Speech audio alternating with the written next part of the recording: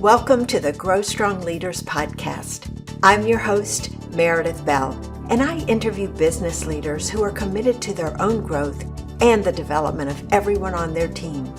If you enjoy my podcast, be sure to subscribe and rate it on your favorite podcast platform. Thank you for joining me for another episode of the Grow Strong Leaders podcast. I'm really looking forward to my guest today. She is someone who is a widely respected thought leader in the field of organizational development. You're going to learn exactly what that is and why it's an essential component of every organization, no matter what size it is. Her name is Dr. Mary Lippitt. Welcome to my show, Mary. It's an honor to be here. Thank you, Meredith. I'm so excited about the conversation we're going to have. And I want to say thank you right up front to our good friend and colleague, Nancy Zentis, because she's the one who introduced us. And I just love the fact that I've learned more about you and your work. Let me share who you are with my audience before we jump into our conversation. Mary is an award-winning author, speaker, and consultant. As president and founder of Enterprise Management, she has more than 30 years of experience implementing change, delivering results, and boosting strategic thinking. As a researcher, Mary has studied the strategic and critical thinking patterns of 6,000 leaders. And she is proud to be a second-generation organizational development professional, following in the footsteps of her father, Gordon, and her uncle, Ron. Her new book, which we're going to talk about today, is called Leadership: Saving the Herd. And it offers a fable about successfully executing change along with the steps necessary to make change stick. So, Mary, before we jump into your elements related to change, talk to us about what is really meant by organizational development. Organizational development is addressing the increasing complexity of systems and organizations. As we become more specialized within an organization, the ability to work across functions, geographical areas, it becomes much more complicated. And we really need to take a holistic look at how things are working. In some organizations, we have what I will call a culture of separation. And it's not just the walls that I'm talking about. It's the fact that I can go into an organization and ask a question: what floor are they on? And I will always get an answer. I never even have to define who the they is. It's a level of separation with organizations. If you go into a field office and you talk about headquarters, you'll get a very different answer, opinions, and suggestions than if you go into headquarters. Things are becoming more complicated, and we have to pull back and take a look at how the interdependencies within an organization need to be coordinated so that we can actually achieve change. We have to change. I mean, the world is moving way too fast. So, if we keep doing what we've always done, we'll keep getting what we've always gotten. And that just won't be enough. We need to look at the organizations and make change happen. That's so great. Yes. Most of the time in my podcast, we focus on developing individual leaders, right? Grow strong leaders. And I love your approach because you're kind of zooming out and looking at the organization as a whole, and how do we have to interact with each other, especially in the event of facing change, which everybody is facing change, right? There's no organization that is free from the innovations that are happening out in the world, and they're all impacted by those.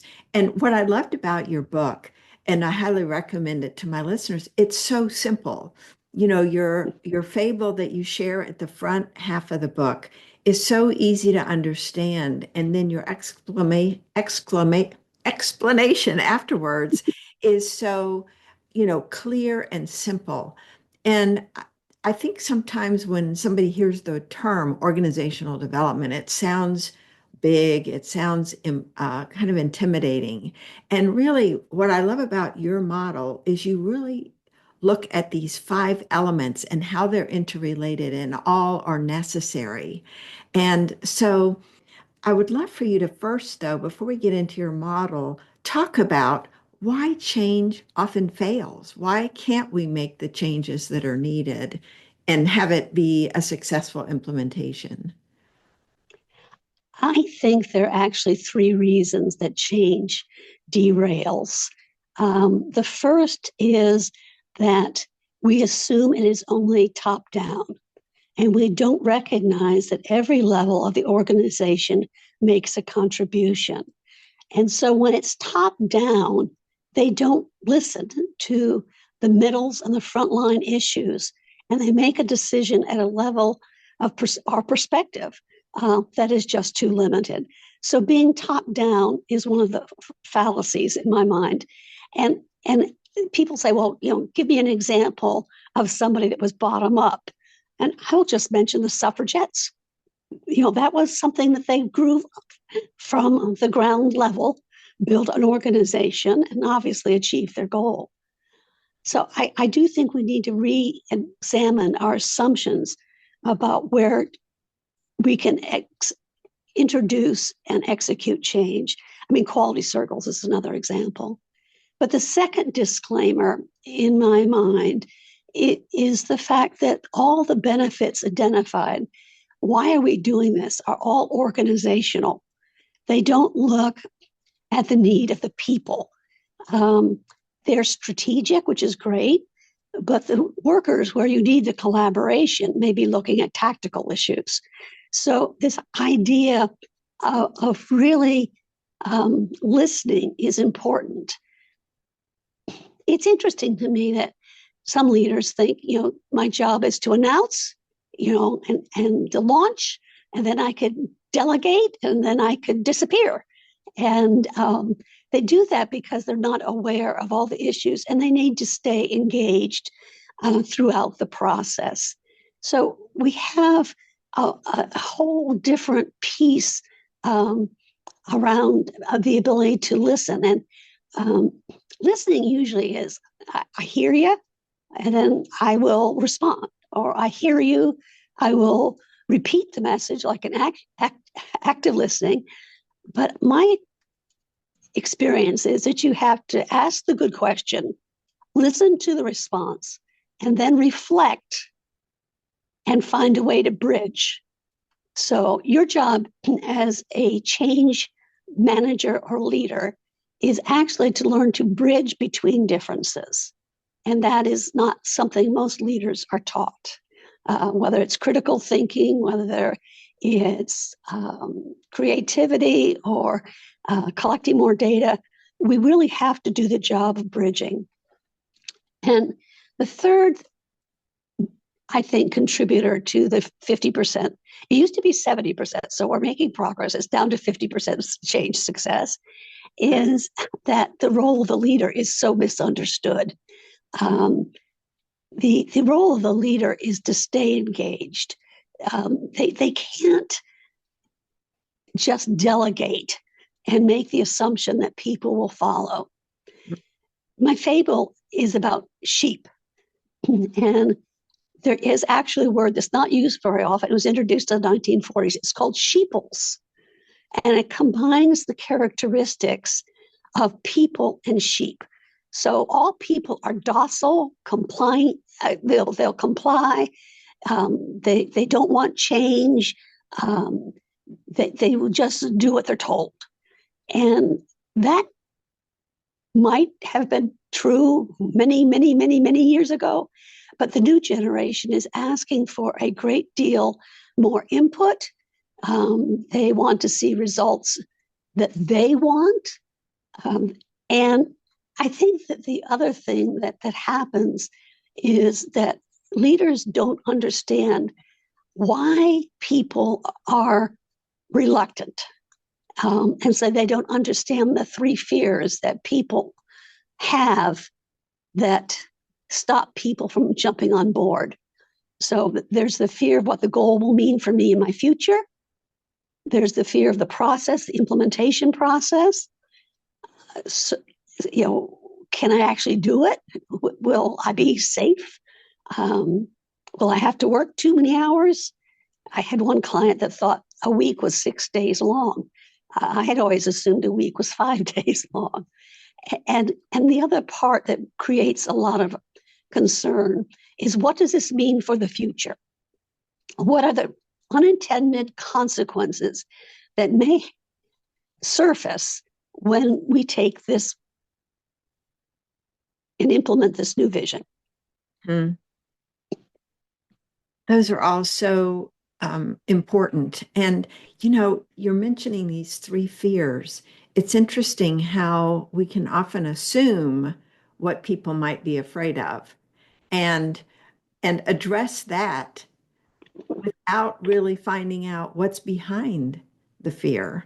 And so one of the things I loved in your fable and in your model is this taking time to ask and listen, as you said, reflect, and then think about what information does this person need, and what approach does this person need to help them feel more comfortable with what's happening here. So let's look at overall, what are the 5 elements of your model? And then we can drill down to them and make them concrete and real for my listeners, because each one of them is so real, so very important to the whole process of change. Yes. Well, the 5 are vision. What are we going to do? And is it an aspirational vision, or is it something that can be implemented? Sometimes people reach for the moon. Sometimes people in the vision reach to try to fix everything at once. So the vision is one issue. The second issue is skill development. If I don't have the skills to perform in this new world that's being proposed, I will become very anxious and worried. So you have to help my development at the start. There used to be a commercial that said, pay me now or pay me later. And what I would say is, develop me now, or you'll have to pay a bigger cost to develop me later. So this whole focus on skill development is separate from the whole concept of willingness or motivation or incentives or effort. You have to have the skills to do the job. And many people just assume that, they'll eventually learn, or, they don't look at the full scope of skills.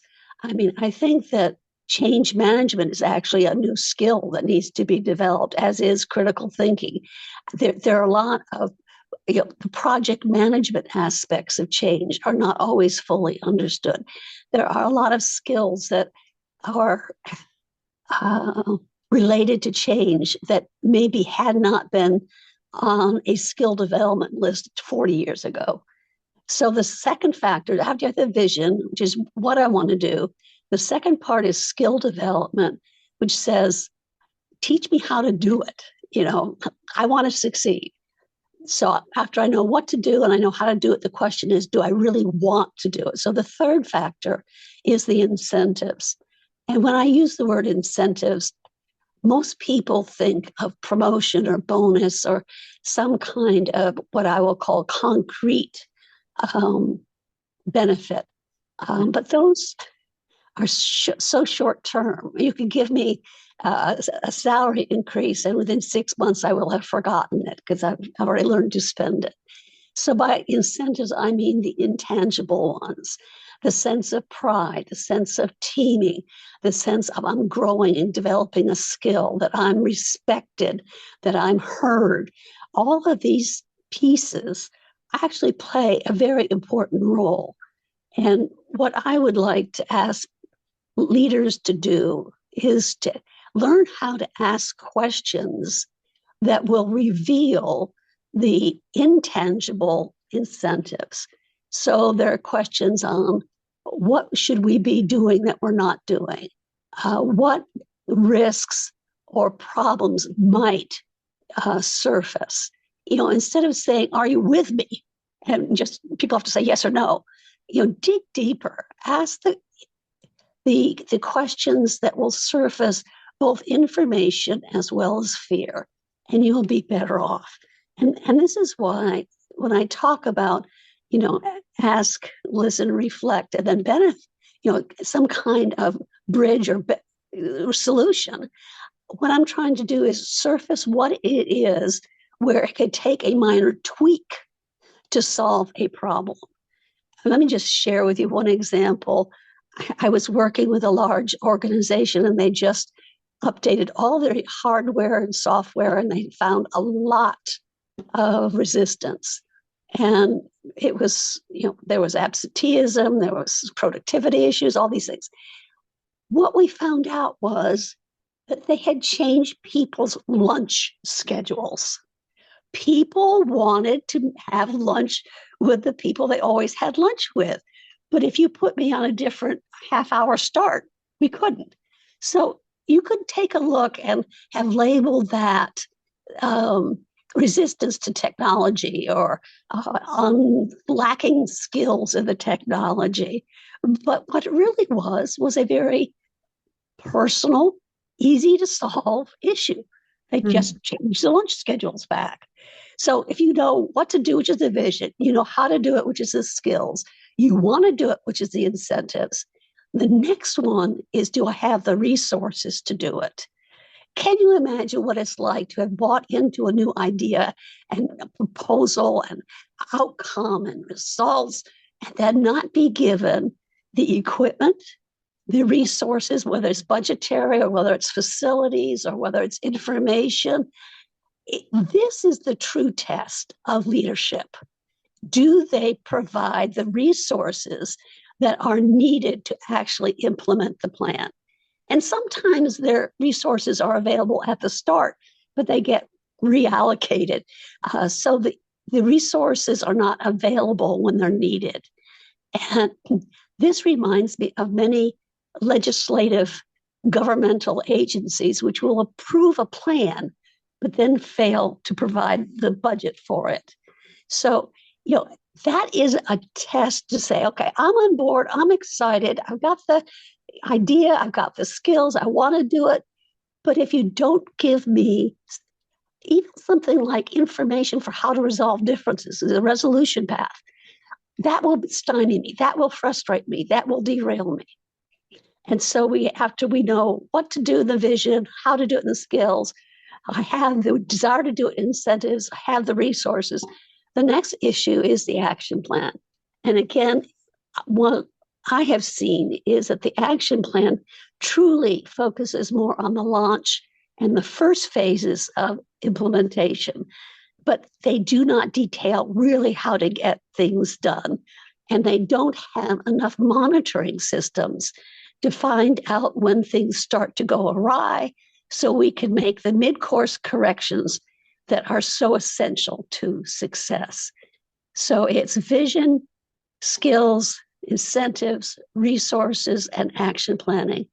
And under action planning, I will also suggest that if you could do a pilot program before you do a whole launch, you can gain a great deal of information to make sure that you will still be on time and on budget. It's sort of like go slow so that you could go fast later.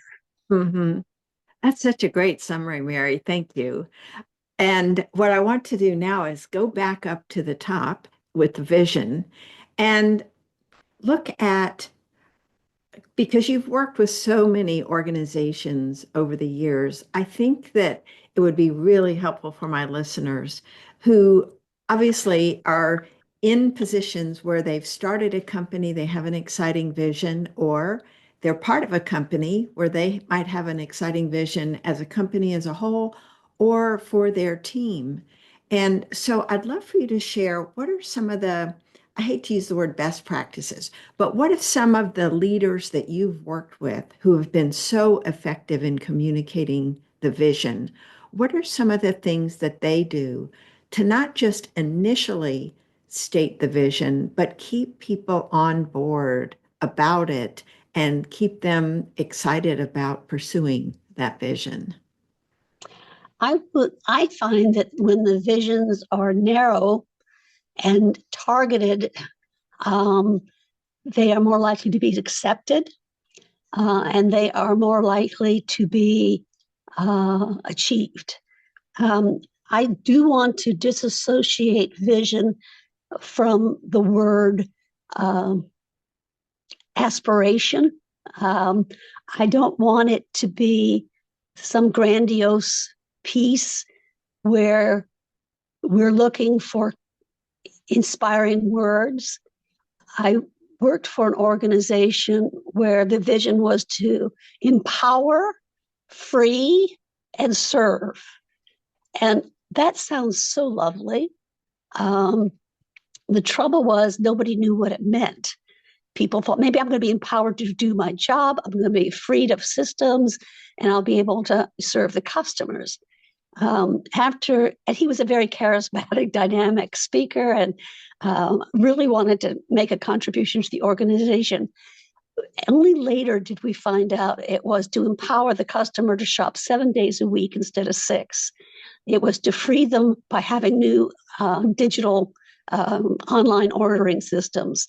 And it was to serve them by developing new distribution centers. The word empower, free, and serve, let me put it this way, I would not transfer empower to free and serve into those initiatives.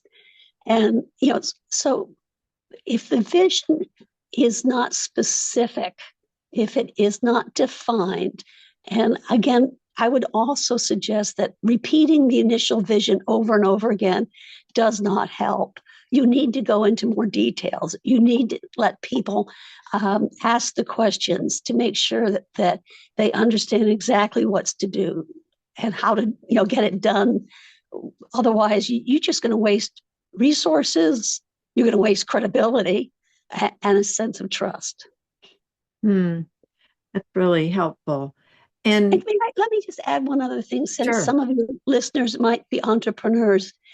One of the things that I would say about the success rate of entrepreneurs is that sometimes it's limited because the original founder does not want to change the vision in accordance with what the new market requires. Mm-hmm. So there used to be a question about a family business where it could not survive into the third generation because the founder decided to stick with the knitting or what had brought him success, or her. And so we need to have these smaller organizations actually be very nimble and keep up and make sure that their vision is still on target for what the new marketplace requires. That's so helpful. And part of what you talk about with vision is awareness, and specifically situational awareness. Talk about what that is and why it's so critical to this whole model. Situational awareness means that you've taken an examination of all 6 perspectives for vision, which means what new products can we develop is 1, what new market customer needs are there is 2, 3 is whether new systems, structure, policies are needed. By the way, on policies, one of my observations is that many organizations talk about teamwork, but only reward individual effort. So we have to re-examine our policies. 4, we have to take a look at our systems, our quality, our financial position. 5, we have to take a look at our culture. We have to take a look at our people, our talent pool, our progression of people's careers. And 6, we have to look at who can we partner with, who can we align with, what can we do to leverage what we have to offer with someone else who can make a contribution. So when I'm talking about situational awareness, I'm talking about all 6 of those. Collect data from all 6 before you make your decision on vision, because otherwise we will go with what sounds great, but it might be the best idea, but it won't result in the best outcome. Sometimes the second or third idea actually can get implemented. So be aware of your environment rather than either following another organization who has just been successful or latching on to what we've always done. Thank you. You know, what I was thinking of as you were talking about those six relates to something you said earlier, basically slow down in order to go fast. Because what you're asking there is for those of us running a business to slow down enough to take time and really gather data and find out what's actually happening in these areas so that we are more aware. Because the sense that I get is that anytime we overlook one of those six areas of awareness, we're going to make decisions that aren't fully informed, which we might later regret because it leads to resistance, mistakes, all kinds of things that we didn't anticipate and we didn't want.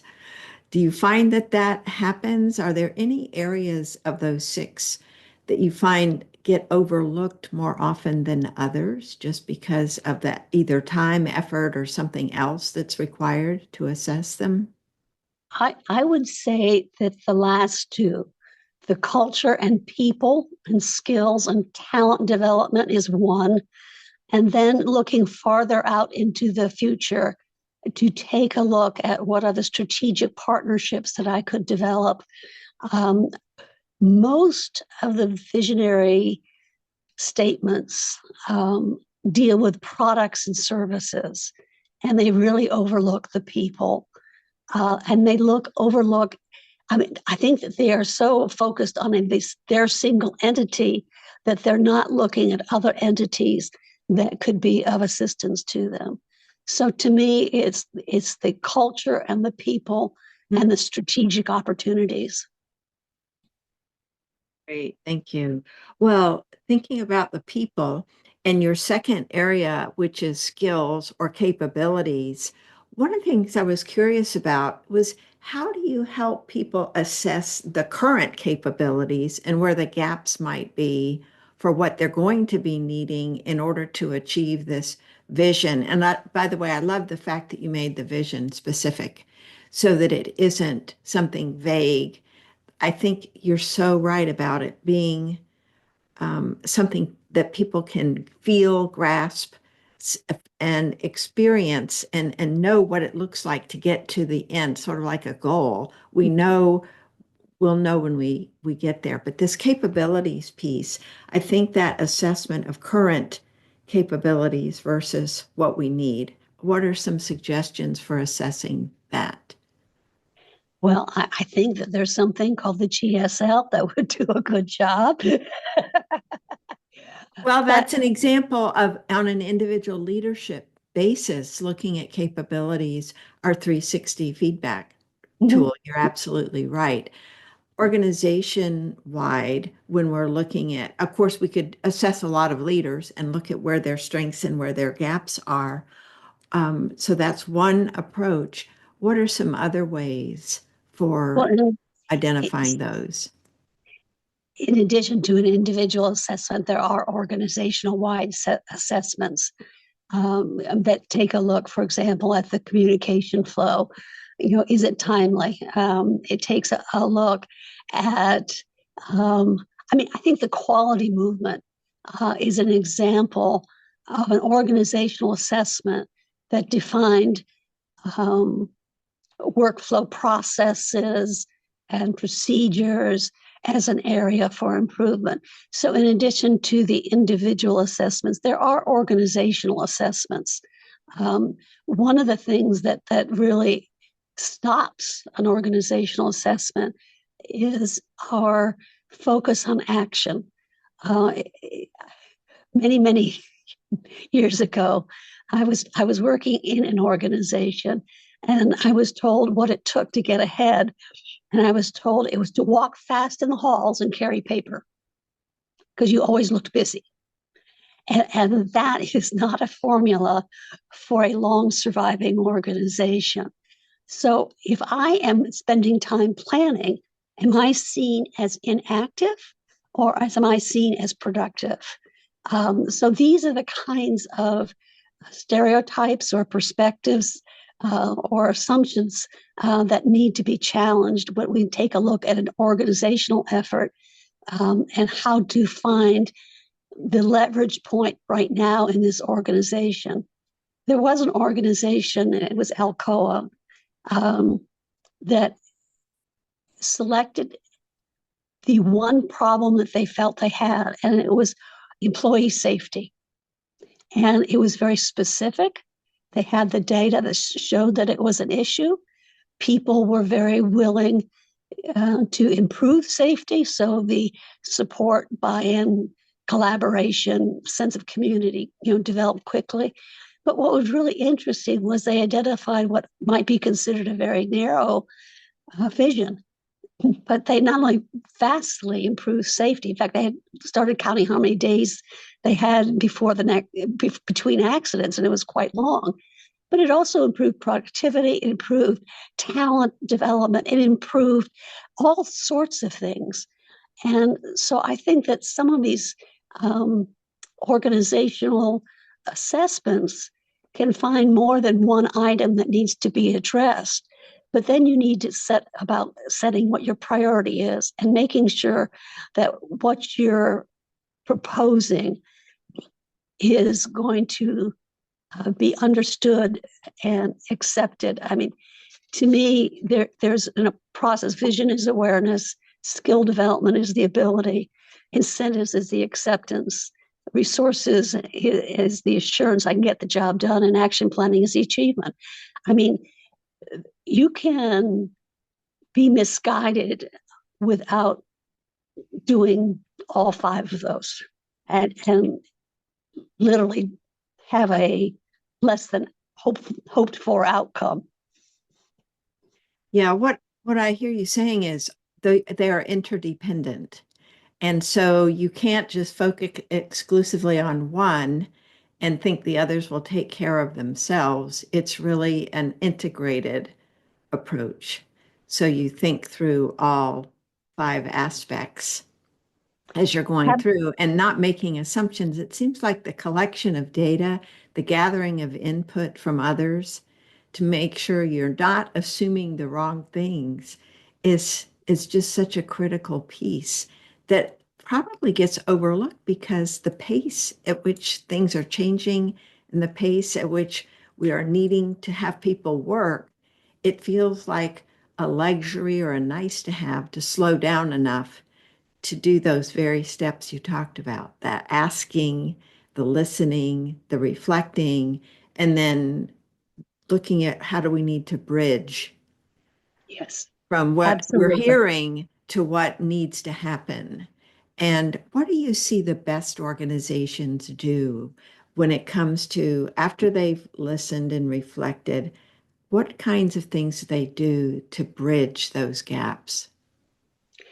Well, one thing that they can do is to, after they've had a project, whether it's successful or unsuccessful, spend time revisiting it and capturing, what went well, where were the surprises, where did the problems come from, and do that with the group that implemented it, because different people see different things. So if we're just going to do it at an executive level, we're going to miss out on some of the insights from those that were actually on the change team.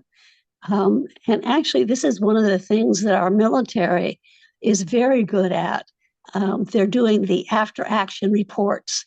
And I think that's something that we can do in organizations. It is interesting to me that many organizations do not want to do an after action report or some kind of evaluation or summary because they're so concerned that somebody will get labeled as the problem person. So it takes a very different attitude toward an after action report to create that safe environment where I can actually say, I could have done this differently, and without saying that I was the the chink in the armor kind of thing. Um, it, it's a very different after action report than saying, okay, what went wrong? We could ask what went well, and then ask the question, what could we start doing? What could we have stopped doing? What could we have done more of? What could we have done less of? And that produces a very different reflection and level of detail, I think, that is necessary after a change, whether that be a successful one or an unsuccessful one. So true. So true. And I think that it can reflect on a large project like you were just talking about. It can also be drilled down to an individual situation between a manager and employee, coaching them on a specific mistake they made or, error or something where things didn't go the way they hoped it would. So what we're talking about here, to me, as I'm reflecting on our conversation, is everything you're talking about can be zoomed out at the level of the organization. It can also be at the team level, and it can be at the individual leader to employee level, because all of those ultimately lead to us successfully achieving the vision of what we set out to do or not. And with the resources piece, I'm skipping over the intangible incentives for a minute because you had talked about those quite nicely earlier. With the resources, though, what's a way to involve others so that we have an accurate idea of what resources are going to be needed for a given project in advance of getting involved with the actions? Well, to me, when I learn new skills, I find that I could maybe need new tools. So I can start identifying some of the resource requirements earlier, even at the skills stage.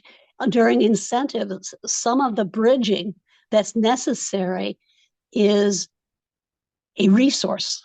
I mean, time is a resource. And if you tell me to do something in 3 weeks and I tell you it needs 3.5, that's a resource. Um, there's also a tendency to provide resources at a specific level without recognizing that resource expansion frequently happens. The original cost estimate might be short. So there's this whole process of working with people and finding out, particularly if I'm using a new skill, I may need more time than somebody who has become proficient in that skill. So this back and forth discussion about resources to me is something that has to be ongoing. And again, this is why leadership has to be ongoing. You just can't announce something and then say, oh, everybody will take care of it. I don't have to be involved, because you have to stay involved at all the stages. And even within action planning, what we've found is that the people that do not monitor the action plan, they haven't identified the critical path, or they aren't checking in to see when things start to go a little bit off schedule, because the earlier I can identify something that's off schedule, I can fix it. Yes, it may require more resources, but I do think that the idea of resources, while it is one of the five, actually exists at every stage, because actually skill development is a resource in my mind. Mhm. Well, what you just said emphasizes this point of the integration of them. They aren't, I mean, they're all interrelated, and it's important to, see how they're connected. And you have this wonderful model that shows what happens if you leave out one or more of those elements. The result is not going to be the successful completion of a given project. The I think the consequences of inadequate planning are also very significant because oftentimes we want to jump into action. And that's why I like the fact that you call it action planning, because you're not skipping the planning part. You're making a plan in order to take action. And yet I like the fact that you explain it doesn't have to be so detailed on the how, because reality is going to cause it to change. So what do you think are really the critical things to take into account when you're doing action planning? What's a must-have versus a kind of optional based on where you want to go? Well, obviously, I would start with clear responsibilities to understand who's supposed to do what and when. I also think that action planning has to incorporate what I will call early wins. If we have, I'm going to make you a number 4 month project. I need some wins within the first 4 to 6 weeks to keep my energy going, my enthusiasm, my commitment, all of that, what I will call discretionary effort based on Yeah. my assumption of how things are developing. I think that monitoring the milestones is very important. Having performance indicators is an important aspect. If you expect me to produce 100 tables within a period of time, that can give me the information to monitor my own performance. So we Mhm. need to monitor the plan, but we have to give people the opportunity to monitor their own performance too. I also will just suggest again, if you could do a pilot, it's interesting to me to see how many times a unit, whether that be a team or a functional unit, comes up with an idea and it doesn't get accepted. But think of what could happen if they had turned that suggestion into a pilot. Would it have worked with the organization that owned it, that wanted to do it? And then we could learn how feasible is it? How many resources are required? What's the talent and skill level? So whenever people do an action plan, I really would like them to consider a pilot, because again, it's a go slow because you have to do a pilot before a full launch, but it could speed up the actual accomplishment. Mhm. Um, so I think that those are things um, that have to be considered. I also will caution against having such a fixed plan that you will not modify it. A plan cannot be too fixed. It can't not be too vague. There's a balance in there that needs to be achieved. Well, that goes back to monitoring, what's happening and staying on top of that in order to make adjustments as you go, recognizing that there are more changes that could get introduced that are Right. going to affect what we do going forward. Mary, this is so helpful. What I would love to close with is just making my listeners aware that you've created an assessment called the Situational Mindsets Indicator. And I would love for you to share how that ties in with your model and what we've been talking about today. I think there are a couple of ties in. I think one of them is to recognize the diversity of situational mindsets, um, and to start valuing them all. Again, I mentioned that some changes focus on products and service improvement, but they may overlook culture. And in my opinion, the COVID epidemic showed what happens when you overlook something. They had never thought about providing for some of the health precautions that were required. So part of it is awareness and kind of a respect for the diversity. Secondly, it reduces conflict. It's interesting to me that the people that, for example, want to launch a new marketing or sales campaign and they're go, go, go, sort of discount the people that want to do quality. And so we label that other person because we're so used to labeling everybody with a personal assumption. You're resistant, you're stubborn, you're self-serving, all that kind of stuff. I think that one of the things that situational mindsets does is tell people to ask about what their goals are and then why they think that goal is important. We can have a conversation. We don't become into conflict. And I think the third advantage of situational mindsets is it teaches us how to influence up the chain of command as well as across the organization. As soon as I understand what's driving someone else, I can know to highlight what I'm proposing meets their goals. That's part of the bridging process.